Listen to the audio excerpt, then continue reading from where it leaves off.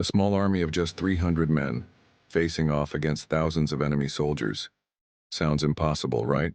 Well, this isn't just any story. This is the legendary tale of Gideon's 300, and it's about to challenge everything you think you know about strength and numbers. Ancient Israel was in trouble. The Midianites were terrorizing the land. With an army so vast it seemed like a swarm of locusts.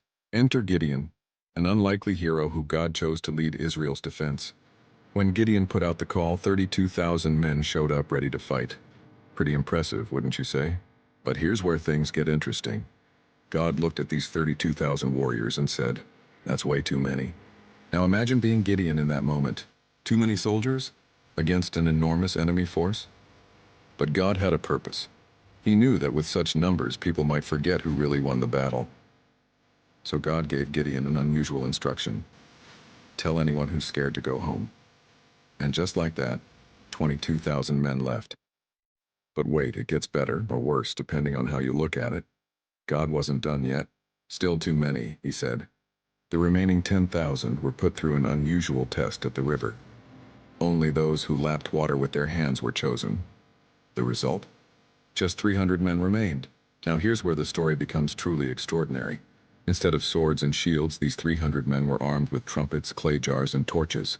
Can you imagine facing an army with just these items? Under the cover of night, they surrounded the Midianite camp. At Gideon's signal, they blew their trumpets, smashed their jars, and shouted, "A sword for the Lord and for Gideon!" The result? Complete chaos in the enemy camp. The Midianites, in their panic and confusion, started fighting each other and eventually fled in terror.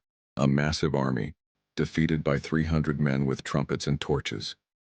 It wasn't about the weapons, the strategy, or even the number of soldiers.